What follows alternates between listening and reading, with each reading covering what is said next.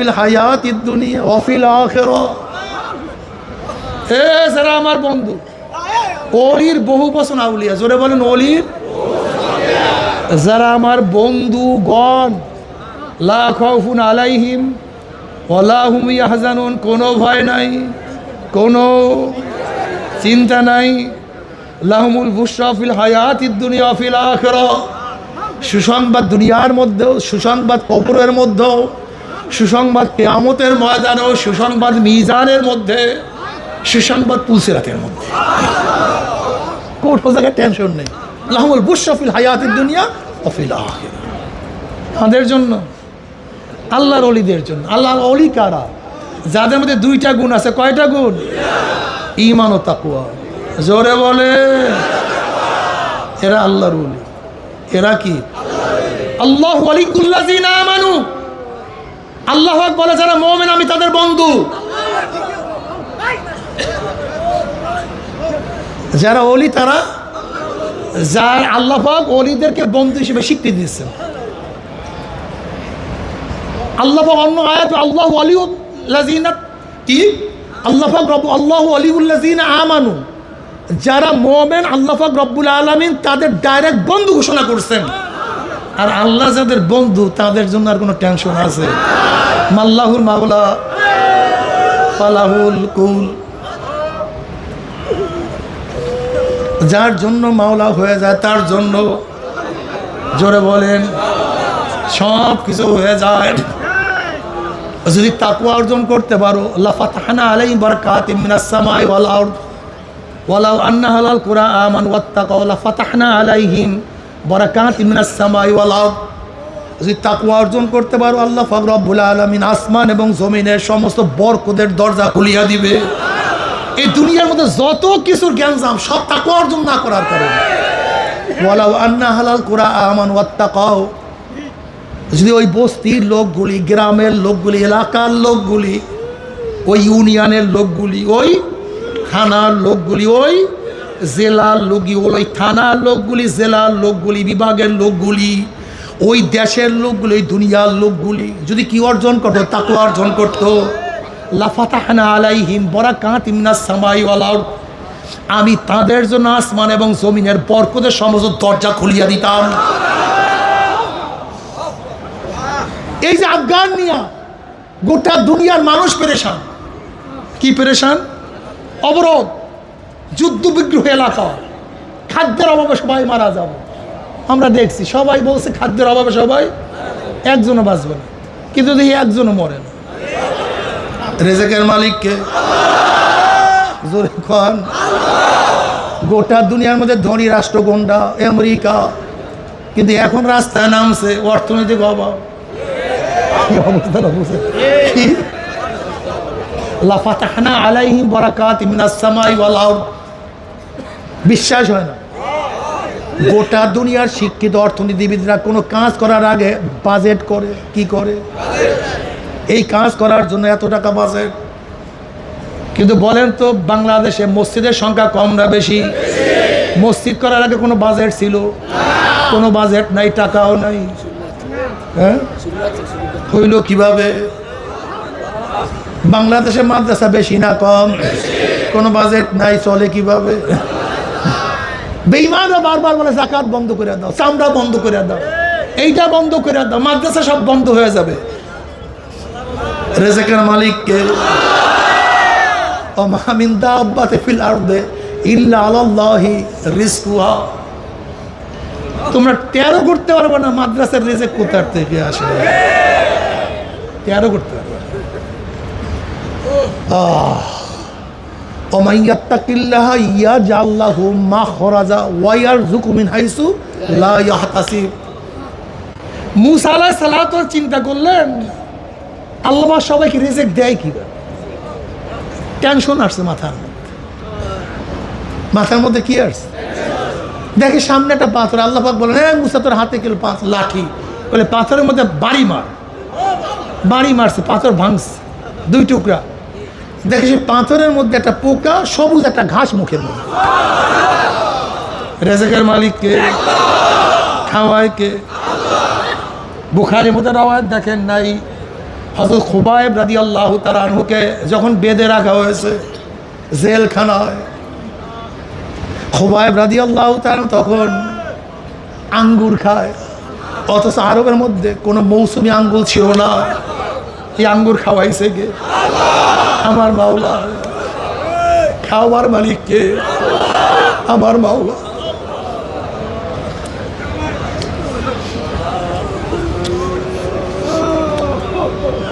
মুসা আলাইহিস সালামকে যখন পানির মধ্যে ভাসায়া দিছে, খাওয়াইছে কে? আমার মাওলা। ইব্রাহিম আলাইহিস সালাম আগুনের মধ্যে ফালাইয়া দিছে, খাওয়াইছে কে? আমার মাওলা। ইউনুস আলাইহিস সালামকে মাছের পেটের মধ্যে 40 দিন খাওয়াইছে কে? আমার মাওলা। মাওলাকে চিনি না, কিন্তু মনে রাখতে হবে সামান্য পরিমাণ ময়লা থাকলে কাজ হবে না। দেখো দুইটা তার জয়েন্ট, কিন্তু বাতি জ্বলে না। বাহ্যিক দৃষ্টিতে কি আছে? জোরে বলেন, বাতি কেন জ্বলে না? মাঝখানে অদৃশ্য আবরণ আছে, আবরণ ছাড়াইয়া ফেলাও। সামান্য আবরণ থাকলেও জয়েন্ট হবে না। ঠিক কলবের মধ্যে সামান্য সন্দেহ থাকলে রেজেক আল্লাহর থেকে আসবে না। এটা মনে রাখতে হবে। আমাদের বিশ্বাসের মধ্যে আবরণযুক্ত বিশ্বাস, আবরণযুক্ত বিশ্বাস। এই চশমার মধ্যে সামান্য পরিমাণ হাত দিলে আর দেখা যায় না। ঠিক কলমের মধ্যে বিশ্বাসের মধ্যে সামান্য পরিমাণ আবরণ থাকলে ওই বিশ্বাসে এই সমস্ত কাজ হয় না। খালিদ বিন ওলীদ রাদিয়াল্লাহু তাআলার কাছে এক খ্রিস্টান বলল, মারে কে? কলে আল্লাহ। বাসায় কে? কলে আল্লাহ। কলে বিষ খাও। খালিদ বিন ওলীদ রাদিয়াল্লাহু তাআলা বিসমিল্লাহির রহমানির বলিয়া বিষ খাইয়া ফেলাইছে, মারতে পারে নাই। কারণটা কি? বিশ্বাসের মধ্যে কোনো ত্রুটি ছিল না। কিন্তু আমরা কেন মরি? আমাদের বিশ্বাসের মধ্যে ত্রুটি। কিন্তু খবরদার বিষ খাইয়েন না। জালিকা ফাদলুল্লাহ ইউতি মাইয়াশা। এই বিশ্বাসের দরজা আমার মাওলায় দেয়, এটা অনুভব আপনি করতে পারবেন। এই খেলা ভিন্ন।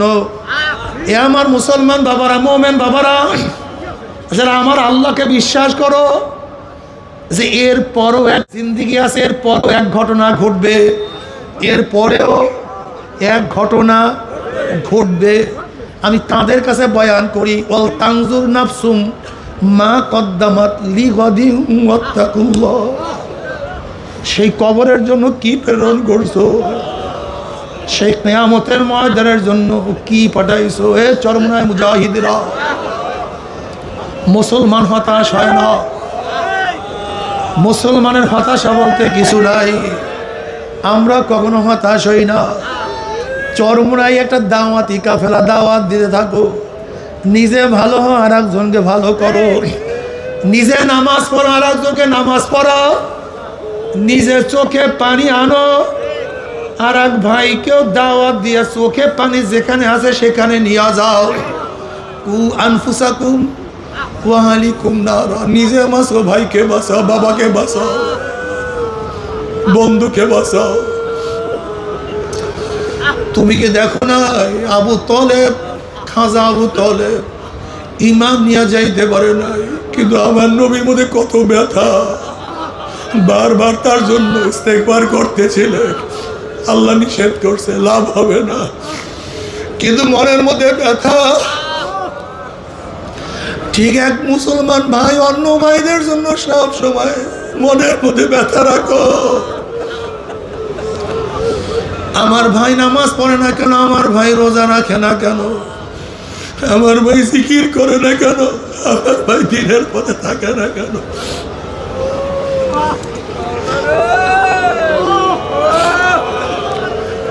যেরকম সাহাবারা প্রশ্ন, ইয়া নবী আল্লাহ, ইয়া রাসূলুল্লাহ কদ শিবতা, ইয়া নবী আল্লাহ আপনি তো বুড়া হয়ে গেছেন,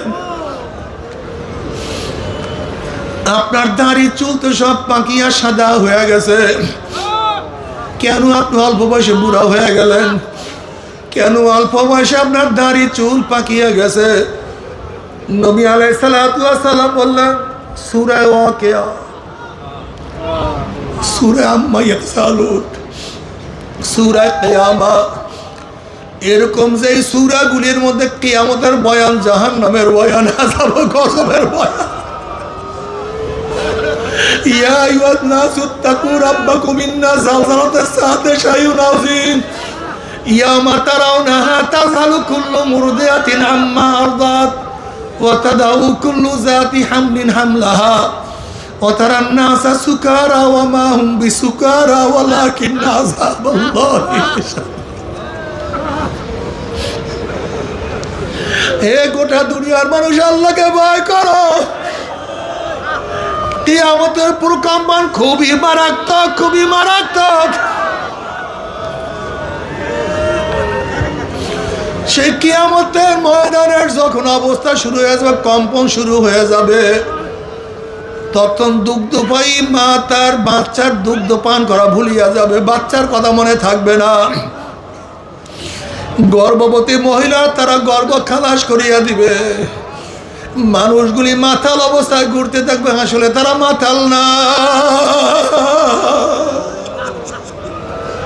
ওয়ালাকিন্না আযাবাল্লাহি শাদীদ।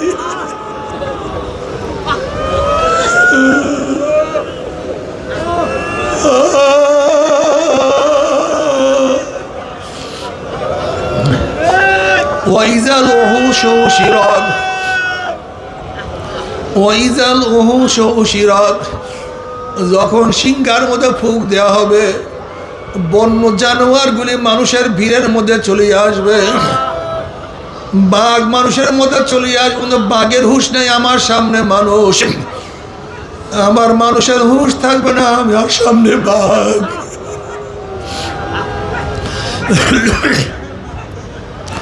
ওয়াইজাল উহুশু শিরাত, আল্লাহ তুমি আমাদের সবাইকে মাফ করিয়া দাও।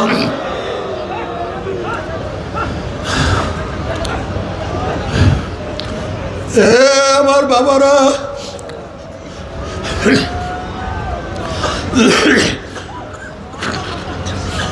আমি তোমাদের কাছে প্রশ্ন করি, খুব বুঝিয়া শুনিয়া জবাব দিও। একটা মানুষের টাকার অভাব নাই, পয়সার অভাব নাই, সম্মান ইজ্জতের অভাব নাই, গাড়ি বাড়ির অভাব নাই, বাদশা, দুনিয়ার বাদশা সব কিছু তার আছে, কিন্তু আমার মাওলা কিনিয়া কবরে যাইতে পারে নাই। তোমরা ভালো মতো গভীরভাবে প্রশ্নের জবাব দাও, সে ব্যর্থ না সফল? আর এক ব্যক্তির টাকা নাই, পয়সা নাই, গাড়ি নাই, বাড়ি নাই, কাপড় নাই,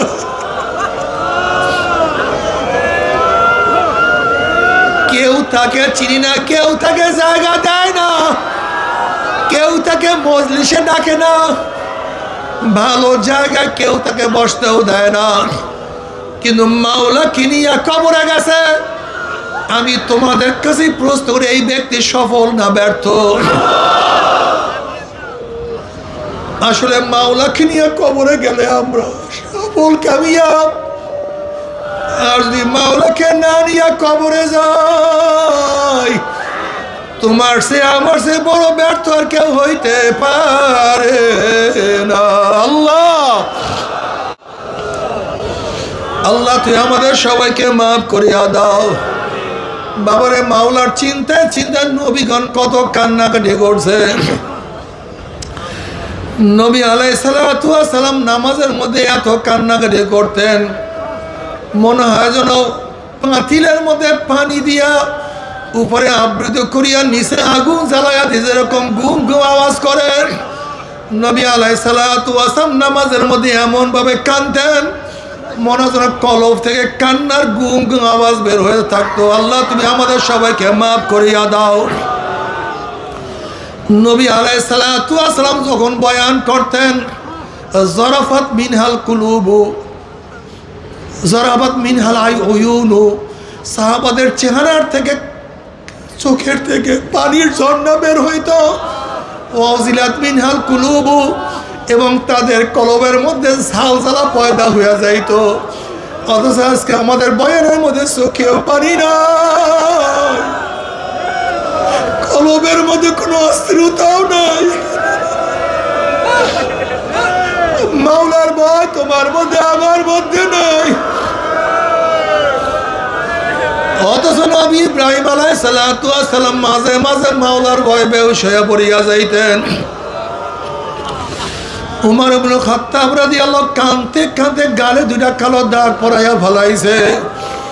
কিয়ামতের ময়দানের অবস্থা এত কঠিন।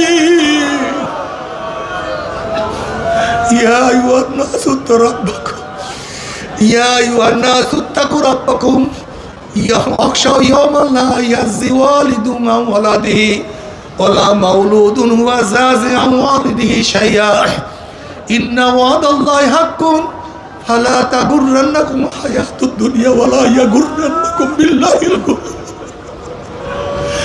যে কিয়ামতের ময়দানে বাবা ছেলেকে উপকার করবে না,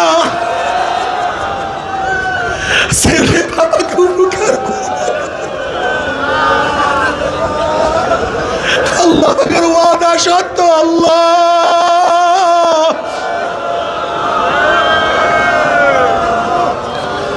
কাজে দুনিয়ার ধোঁকায় যেন তোমাকে প্রবঞ্চিত না করতে পারে। আমার মাওলার পথে থাকো, মাওলাকে নিয়ে চলো। মাওলাকে না নিয়ে আমরা কবরে যাব না। আল্লাহ হাঁটো চলো, সব সময় মাওলার খেয়াল করো, ধ্যানে খেয়ালে চলো। মাঝে মাঝে আমি কি করলাম?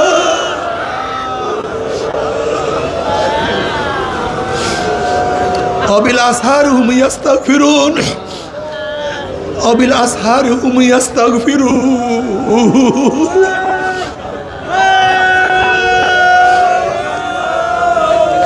كانوا قليلا من الليل ما يحزنون وبالأسحار هم يستغفرون মুত্তাকিনরা সারা রাত্র মাওলার ইবাদত করে আর ভোর রাতে বলে মাওলা মাফ করিয়া দাও, ক্ষমা করিয়া দাও।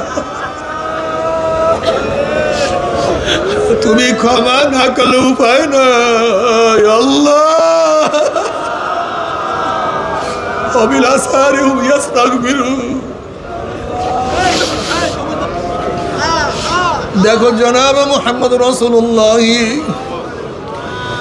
সাল্লাল্লাহু আলাইহি ওয়াসাল্লামকে আল্লাহ পাক আগিলা গুফিলা সমস্ত গুনাহ মাফ করিয়া দিতে, তার তো কোনো গুনাহ নাই। গুফিরা লাহু মা তাকাদ্দামা মিন যানবিহি ওয়া মা তাআখার, আমার নবীর সব কিছু মাফ। এরপর আল্লাহ পাক তাকে বলে ফাসাব্বি বিহামদি রাব্বিকা ওয়াস্তাগফির, বেশি বেশি ইস্তিগফার করেন, বেশি বেশি তওবা করেন। অথচ আমাদের মধ্যে তওবা নাই, আমরা মাওলার কাছে তওবা করি না।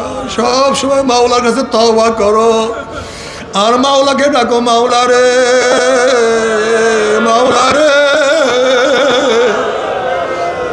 ওরে যখন একা থাকো মাওলাকে ডাকো আল্লাহ, যখন রাত্রে ওঠো কি করলা,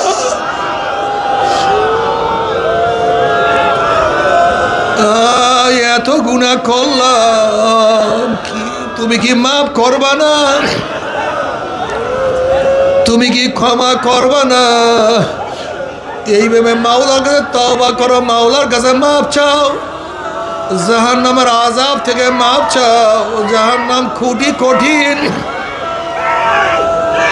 অনেক মারাত্মক। নারুল্লাহিল মুকাদাতুল্লাতি তাত্তালিউ আলাল আফিদা, দুনিয়ার আগুন হাতে লাগলে হাত পড়ে, পায়ে লাগলে পা পড়ে। জাহান্নামের আগুন এত কঠিন, শরীরের যে কোনো জায়গায় লাগার সাথে সাথে কলিজা পুড়িয়া ছারখার হয়ে যাবে।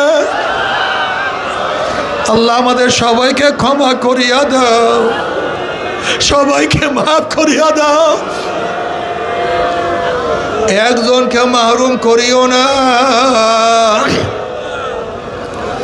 আল্লাহ তাকা হাদিসুল গাশিয়া উজুহু ইয়াওমাইযিন খাশিয়া আমিলাতুন নাসিবা তাসলা নারান হামিয়া তুসকা মিন আইনিন আনিয়া লাইসা লাহুম তুআমুন ইল্লা মিন দারি লা ইউসমিন ওয়া লা ইউগনি মিন জু।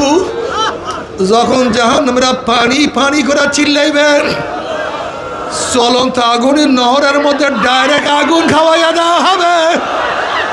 আল্লাহ আমাদের সবাইকে মাফ করিয়া দাও, সবাইকে ক্ষমা করিয়া দাও। তুমি কি জানো জাহান্নামের আগুন এত কঠিন, এত মারাত্মক? তোমরা জানো বিজ্ঞানীরা সূর্যের আগুনকে কত কঠিন আগুন মনে করে? আল্লাহ পাক কিয়ামতের ময়দানে সূর্য পূজকদেরকে বলবে, হে সূর্য পূজকরা, তোরা আমাকে বাদ দিয়া সূর্যকে পূজা করছো, দেখো আমার সূর্য শক্তিশালী না, আমার জাহান্নাম শক্তিশালী। এই কথা বলি আল্লাহ পাক সূর্যকে জাহান্নামে নিক্ষেপ করবেন। জাহান্নামের আগুন এত মারাত্মক, এত কঠিন, সূর্যকে জ্বালাইয়া পোড়াইয়া সব সরকার করিয়া ফেলাইবেন। আল্লাহ তুই আমাদের সবাইকে মাফ করিয়া দাও, আমাদের সবাইকে ক্ষমা করিয়া দাও। বেশি বেশি জিকির আজকার করো, 5 ঔষধ আদায় করো, হালকা জিকির সারিও না, মাসিক ইস্তেমা সারিও না, সব সময় জিকিরের মধ্যে থাকি। আল্লাহ ওনাদের কিতাব পড়িও, সরমুনার ময়দান কামাই দিও না, চোখের পানি শুকাইও না। জবান যেন মাওলার জিকিরের রস থেকে খালি না থাকে, অন্তর যেন মাওলা দিয়ে ফিরিয়া থাকে। আল্লাহর কাছে দোয়া করো, মাওলার জিকির করার তৌফিক দিয়া দাও, তোমাকে ডাকার তৌফিক দিয়া দাও। সবাই বেশি বেশি মাওলার জিকির করো, লা ইলাহা ইল্লাল্লাহ, লা ইলাহা ইল্লাল্লাহ, লা ইলাহা ইল্লাল্লাহ, লা ইলাহা ইল্লাল্লাহ, লা ইলাহা ইল্লাল্লাহ।